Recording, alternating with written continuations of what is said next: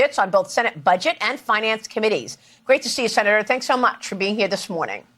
You bet, Maria. It's great to be with you. Happy New Year to you and everybody. Listen, President Trump's going to go in on day number 1 and sign 100 executive orders. But those orders go nowhere unless we get these nominees across the finish line. He signs the executive order, then these secretaries are going to help write the rules surrounding them, and then they have to implement them. And that's why it's so important that we get this ball rolling and have a bunch of these nominations ready for the president to sign on day 1. So you met with President Trump this week, along with your colleagues. Did you have a chance to speak with your colleagues? Do you believe you have the votes in the Senate to actually confirm all of his nominees?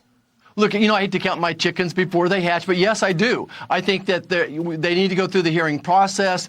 They're going to get beat up by the legacy media and the left as well, but I think the votes are there. And as I've interviewed these people one-on-one, they've been great communicators. They're great leaders. They're very accomplished. Yes, some of them are outside the box, but I do think we have the votes. By the way, that's what President Trump said. He wants to drain the swamp. He wants outside the box. That was the whole point. I know you have also spent a lot of time with Robert Kennedy Jr., as well as Dr. Oz in the medical field. Tell me what you've learned from that time.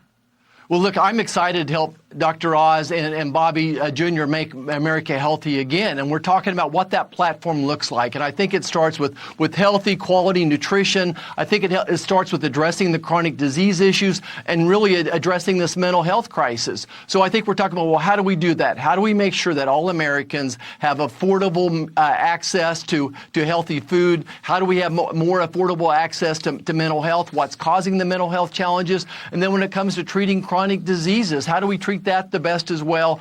And so we're trying to put some meat on the bone, so to speak, of how we accomplish that. Yeah, and I'm glad that you've been meeting with all of these medical-related nominees. You're obviously a doctor yourself, and I did not realize, we talked about this over the weekend, 60% of Americans have chronic diseases, things like diabetes or chronic liver problems, Crohn's. These are things you could actually get ahead of with different behavior, nutrition.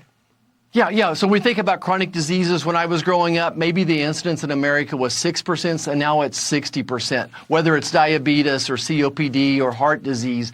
And a lot of these we think are exacerbated, caused by our diet, as well as the toxins we're exposed to our environment. Look, about 70% of your health outcomes are determined by you. It's determined by what you eat and what you're surrounded by. By the time you come to my office as a doctor, I can impact maybe 10 or 20% of your health outcomes.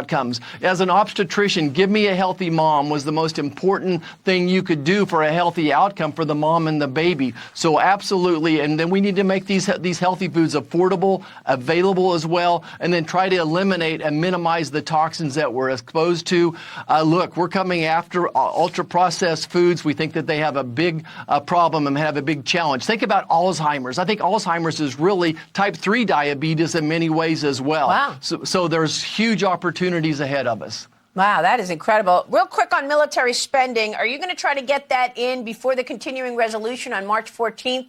I know you've got lots of deadlines here, but what is a realistic timing to get your military spending bump as well as the debt ceiling issue resolved?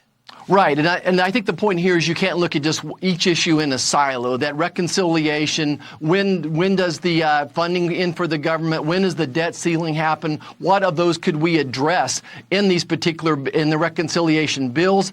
I think you're going to see Congress, the House and the Senate, go down 2 parallel roads, and then we'll see where we are by March. But I think if we could get some military funding in before that March 14th deadline for the funding of the government, then that would make that process much simpler as well. If we could somehow address the debt ceiling as well before then, that would be great as well. So look at all these problems together, not by themselves. Senator, it's good to see you. I know there's a lot of optimism around, and we will look forward to your work. Thank you, sir. Thanks, Maria. All right, Senator Roger Marshall joining us. Coming up.